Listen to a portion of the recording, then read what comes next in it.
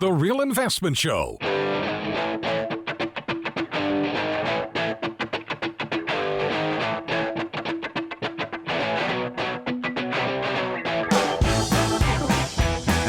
welcome back.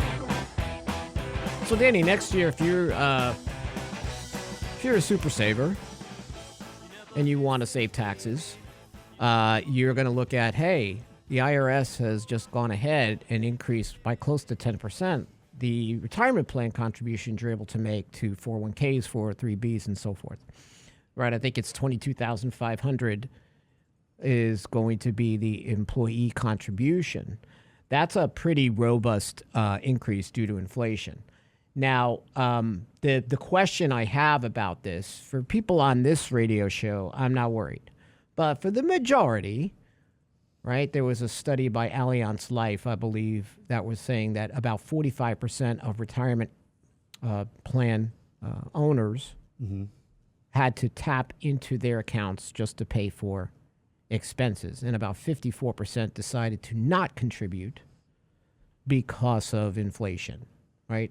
I need to worry about keeping the roof over my head versus saving for a goal, a nebulous goal, a decade or longer from today. So I think that, the IRS just gave you a really nice car, but I don't have any gas to put in it, right? If I don't have cash flow in my household, you can raise this limit to $50,000. Who cares? But for people who can take advantage of it, that's going to be that's going to be a nice bump right there.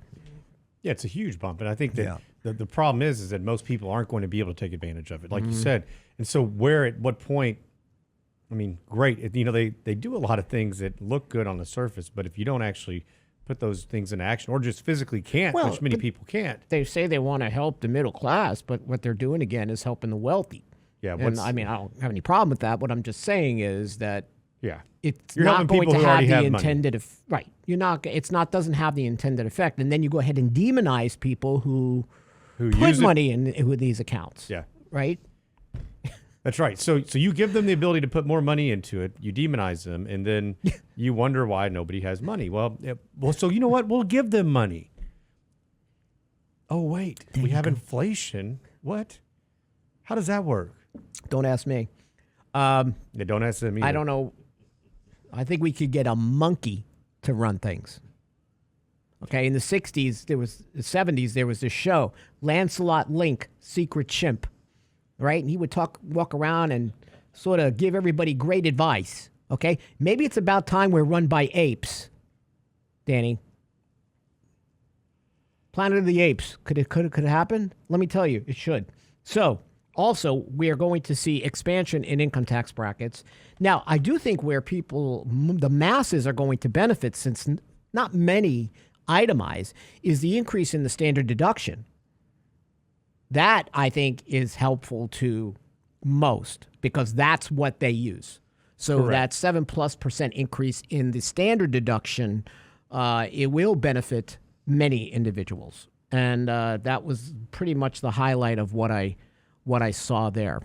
Well, look, for married filing jointly, it's $27,700. I mean, that's a pretty nice little bump there where, we saw that when initially this Tax Cuts and Jobs Act was enacted and actually put into place, that a lot of people who are itemizing, it didn't make sense anymore. Correct. So now they're just using a standard deduction, which changed. You can remember when all this went down, we were talking about what's going to be the impact of charitable giving. How's that going to work? And in some ways it's changed the way that looks, but the landscape hasn't changed all that much because the people who, like you mentioned earlier, have the money are still typically contributing and itemizing when they can. But this is a nice bump for the average Joe. It is. I mean, this is, if you want to help the middle class, that's the way to do it. You increase those standard deductions, anything that people can use. And again, Americans are charitable at heart, and qualified charitable distributions, finally putting that into law for people who are, taking their required minimum distributions first. Let's touch on that for a minute, though, because I think let's talk about this because, again, you don't need to itemize. The question I got yesterday was, do I need to itemize to do a qualified charitable distribution? Which is a really good question. It is a great question. Actually, Pasha called me about that yesterday because a client asked her, and I said no. But let's expand on this qualified charitable distribution. Now, for the most part, once we do, we'll touch that in a second. But for a lot of people that they're doing it, say with, they're using charitable donation funds, right? They're moving highly appreciated assets into those funds. People are bunching up their contributions. Say they have after-tax contributions, they're bunching them up so they can itemize. So there's a bit of a tax timing component there. You want to work with your financial or tax advisor. So, but let's talk a little bit about, because again, this year, Danny, I don't know about you, it's been very popular with our clients to contribute to charity using their IRAs, and they're in RMD mode. And part of it, I believe, Danny, is because we have done such a good job with their planning. They know they're not going to outlive their money. So what we've done is, for some, I've added that charitable component into their plan and saying this is the way you do it. So I think we have clients that are more sensitive now to doing it, and it seems very popular. I don't know how about some of your clients? You seen that too? I have, and I think especially in a year like this year where rates have started to really go up, we're seeing a lot more people retire because of pension payouts. So I know not every one of you has that, but if you do, you're probably aware that because rates are going up, the lump sum payouts are going down. And, I've looked at actually a lot this week where I said, man, it's a pretty substantial difference where really you're working for free if you keep working for some of these people who are about at retirement or, close to it. So these are things that people are, because of this happening, a lot of other things may be triggered within payouts, deferred comp, some other payouts. And essentially what happens, you have a really large tax bill this year. So many people are looking at bunching or bundling, like you mentioned, and setting up a donor-advised fund or a private charitable foundation, depending on what you're looking at. Donor-advised fund is probably the easiest way. It is the easier way. But it allows you to say, okay, you know what? We like to give $10,000 a year to this charity, but we're going to go ahead and put $50 aside right now into this type of fund, get the tax break for this year, but dole the funds out over several years. Now, I know our show goes beyond Houston, and a lot of people listen all over the world through YouTube. But keep in mind, here in the Energy Hub, we have a lot of people, a lot of clients who have amassed energy stock and is sitting on it. And now they've had, this year has been an incredible opportunity based on what energy stocks have done to go ahead and look at least qualified charitable distributions. You got to be real careful how you take these, don't you, Danny? Because you want to make sure you go ahead and you cannot possess these funds. I had someone ask me, can I time this? And I'm like, no. If I want to send $5,000 to the ASPCA and my RMD is $20,000, I want to do that first. Yeah, and we're jumping around a little bit too. So I know talking we about are. two separate things. Right, but on the qualified charitable distribution for IRAs, you got to be careful. You cannot possess the money. In a donor-advised fund, say I move Exxon into a donor-advised fund, to your point, Danny, that can be, I don't have to go ahead and gift that money this year. I will get the deduction this year, but I can go ahead and allocate that money into different allocations. I can have stocks. I can create myself a portfolio and then decide over time that, I think I'm going to do a charity this year, skip next year. So it's building in this account, knowing that you're going to ignite it. You have more control. Qualified charitable distribution, that money needs to go direct. You got to work with your custodian to make sure it's done properly. Then take your required minimum distribution. Yesterday, I had someone that did $10,000 to a charity. Yep. We saw that money come out, and then I took the rest of her RMD and sent it to her. Well, essentially, so that qualified charitable distribution, you can do up to $100,000, and you're going to be able to send that out directly to the company, the charity. So we would essentially write a check to the church, to the charity, to whatever it may be, and that way you ensure that you get that tax break. Now, the other aspect of this is, so you're not paying, so essentially what happens, because you're sending that out of the account, you have to be 72, has to be part of your RMD, and you send that directly to them, you're not paying taxes on it. So it's a smarter way for you to actually make those charitable donations. Yep. Now, the other aspect we were talking about, the donor advised fund, this is an area where we would typically want to take an appreciated asset, Low cost basis, right? Let's say you bought XYZ stock at 30 and it's at 80 today.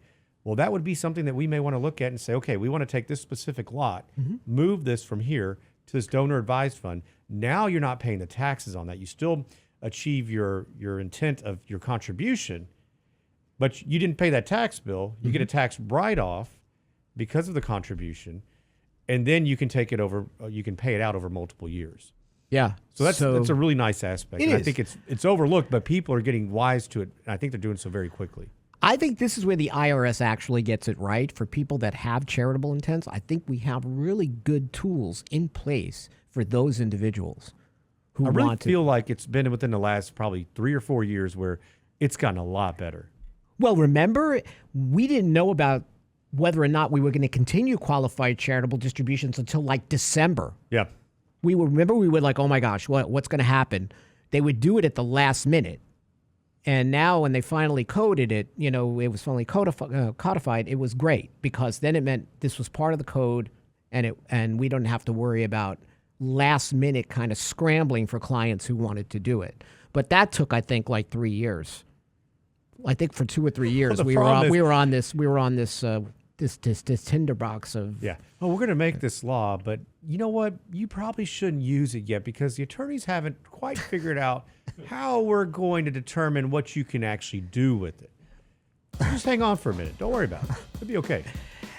Hey, another aspect, really exciting, and Danny and I always talk about Roth conversions, but due to high inflation and large expansion of the tax brackets that are going to occur in 2023, you have to aggressively consider a 4-year Roth IRA conversion plan now, since tax rates are the lowest most people will see in their lifetimes. That's according to Ed Slott of Ed Slott and Company, a tax and IRA guru. And we're going to talk about that when we return here on Financial Fitness Friday. Stay tuned.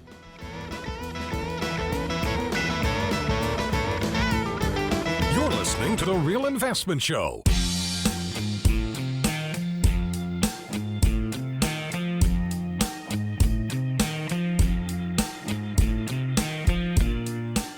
What you should be doing. First of all, I think I'm going to start growing my hair like the FTX dude. I'm going to get myself a fro.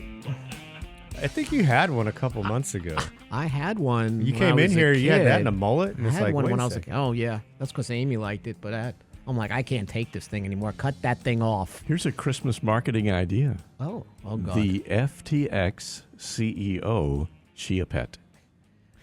Wow, that is a good idea. Yeah. Grown in the Bahamas. Oh, man. What a clown. Oh, did you see some of the stories about how it is worse than Enron? Yes. But the problem is there's so much information coming out. It's difficult to understand, like, to really know what is true and what's satire in some of these situations. Like, wait a second, that can't be real. People aren't operating that way. At least you hope not. But I think they are. yeah, no, I think you're probably right. But I think people are absolutely operating in that mode, and it makes me really wonder why you would give your money to this dude. Here's his commentary. His girlfriend is Chinese polygamous skabaskadudas. I don't know what she is. But here's what he says. Ethics. It's a dumb game we woke Westerners play. How do you like that? Ethics. Just this dumb game. that sounds like a guy I I don't want to think I give want my to money give to. that dude my money. Ever. Anybody else? Nope. Going once, going twice. And he's walking around with his sweaty shirt and his man boobs, and I'm going to go ahead and give you $1 million, $10 million, $20 million. I mean, I don't really understand, Danny. You remember, when you were a kid and you go, and your dad would go, I don't know about these people. They're a little nuts. And you're like, you're just old, Dad. I'm there. I am Grandpa Simpson. A cloud walked by, flew by the other day and went, cloud. I don't get this giving money to this individual. And a lot of big investors, allegedly smart people, got sucked in. It just shows you fear and greed are so blinding. Your brains go out the window. I think this is an interesting sector, right? Because, number one, being so new is probably difficult for many people to do due diligence like you historically would. Doesn't excuse it. Mm-hmm. But I think you're right. Anytime you see something that's too good to be true, I heard that his slide deck was like, you're going to get a guaranteed 15% return with no risk. And, I mean, the story goes As on soon as and you on. see that, I don't care how much experience you have. It's a red flag. Isn't it? Yeah. Well, it's just like with any of these big failures we've seen or schemes, right? I mean, because that's what they are. Anytime we know that there's been an issue where if it's too good to be true, it's likely too good to be true. And that's the scary part, though, is that, when you have, what's the dude who was down on by the Galleria in Houston? Stanford, right? Yeah. Stanford Financial. I had was- people come to me and say, listen, I've got this place. It's going to be 9% CDs. Oh, and I thought, what are CDs going for right now? Like half that. I had so many people at that time. First of all, I'm driving into work, and I'm stopped on the road. I'm stopped at the light on Sage and Westheimer. And these FBI agents at 5:30 in the morning flood my car. And I'm like, I didn't do it. Because they were trying to cross the street to get to Stanford, and I knew right away what was down. The prior week, I was getting more clients coming into me asking about 10% guaranteed CDs. Mm-hmm. So I said, okay, it's a bank in Antigua or something like that. Yeah, it was Antigua. Okay, so you know what I did? Try to help these clients understand. I went on the internet and I said, I brought up the bank, and it's a pink bank with all these pretty colorful awnings. Palm It looks trees like an all ice around cream shop. I says, does this look like a guaranteed bank? Does this look like a bank you want to put your money into? There's no insurance here. So I tried to even use a visual. And when you read Stanford's website, I'll never forget it. He never used the word guarantee. But just like when you write a script, you imply things. You let people come to their own conclusions. That website was so well written, Danny, that you would assume guaranteed on those CDs. But again, we fall for these things over and over and over again. Listen, I wasn't ever going to buy my car from a vending machine. It was never going to happen. And for a lot of people, it was the same because Carvana is down 97% since this time last year. 97% that stock is down. Why? Do you want to buy a car off a vending machine? I don't want to buy a car from anybody, to be honest with you. I hate buying cars. I know, me too. It's like a terrible experience. I mean, I'd probably rather do that if I could barter with and get a better deal, but I even okay with CarMax and, no stress, go in there, buy a car, whatever, or look at it online and check it out. But who thought this was a good idea? Imagine owning this stock. So what'll never change is fear and greed. It's just not going to happen. I don't care if you're Gen Z, baby boomer, millennial, Gen X. It doesn't matter. It connects all of us. Our lizard brains connect all of us, regardless.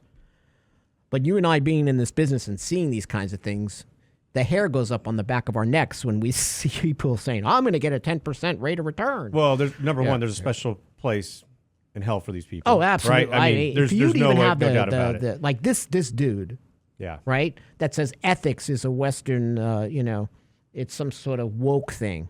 Imagine if you think about Woke ethics. Well, the problem too is, I mean, for us and what we do, I mean, it takes a long time to garner trust, reputation, and really that's what everything's centered on. And so, it makes it more difficult from that perspective. But really, what the worst part about it is what it does to people, right? I mean, you are destroying people's livelihoods. It devastates them. And again, I even was trying at the time with Stanford, instead of putting all your money into this, why don't you just put a small percentage because something doesn't smell right? I've had people that retired, instead of coming over and working with me, they went and gave the money to Stanford and lost all their savings. And that, you don't want to hear that. Yeah, it's okay you lose a client to another advisor just because it's a better fit. But to have someone go ahead and make this conscious decision to chase something that is not going to work out, it's heartbreaking for an advisor because how much work had gotten into for that individual to save that amount of wealth. Yeah. And now it's going to be gone. And that is, like you said, there's a special place in where for those people. Well, Or my ex's house. Hell or my ex's house. I got either one. Oh, man. You may want to clarify which one you're speaking about, Rich. Which X? Oh, God, there's so many. Rich's car is going to be look a little different when he gets out there in the parking garage. You'll see a whole line of X's out there ready to scrape the car. So Roth conversion planning, Danny, it can't get any better. We've been talking about Roth conversion planning and surgical Roth conversion for I don't know how long. You had a lot more hair at the time. We've been talking about this. I mean, Brent had the hair of the FTX guy. That's how long we've been talking about surgical Roth conversion. But for this year and the next year and the following year, based on expansions of the tax brackets, right? If you look at tax bracket increases, say from 2022 this year to next year, the 32% bracket is going to give you like another $30,600. 24% bracket, an additional $24,100. These are opportunities to move money into Roth. Because if the tax laws don't change, we know that these rates are scheduled to increase automatically after 2025. So this year, you got 4 years. And in our planning, we have a level 2, we call level 2 planning when it comes to income, tax-efficient income, retirement income distribution. We know that this window is closing, but now it's almost like the window has been supersized. Well, it's been supersized, and I think what happened here just a week ago gives us a little bit more comfort, thinking that because we have a divided Congress, yeah, gridlock, that we're not going to see any big legislative changes with taxes. So that's why I think that this is a bigger part of it. You know, having the increase is great, but if they're going to raise taxes anyways, it may not be for much. But now it looks like we're going to have a little bit longer window to execute this, where, you know, if things would have went differently, and this is not a political rant one way or the other, but if, let's say, Democrats would have taken both the House and the Senate, well, we would need to probably act quick, and we would probably want to do more this year. And estate planning and more this year, really bunch it up this year. Yeah. But now, to your point, we can breathe. Yeah, we got a little bit more bandwidth here. We can do a little bit this year, a little bit next year. You don't have to do it all at once. I know there are a lot of you out there that are thinking about doing that. So this gives you a little bit of room. I think it's great. And next year it's going to be even better because you get those increase in the brackets. So it's going to give you a little bit more wiggle room. Not only that, what you're not thinking about is, say you have some tech positions and they're down quite a bit this year, right? I'm going to pay, the planning point here for this Roth conversion is to pay taxes when rates are the lowest, but that also means that also has to do with depressed positions, because say I own Meta or Apple or whatever, or Google, and I think in 10 years, these companies they'll be back, right? I can go ahead and move that depressed asset into my Roth and get the appreciation there. So this is like an incredible opportunity for people to diversify their retirement income stream down the road by using surgical Roth conversions. You want to talk to your tax advisor, talk to your financial advisor. It's a golden opportunity, and it's something Danny and I have been talking about for a very long time. I love it. It's one of the best tools you can utilize right now. Yeah, it really is. When we get back, we're going to talk about pumpkin pie in your long-term care conversation. When we get back. I like pumpkin pie. Me too.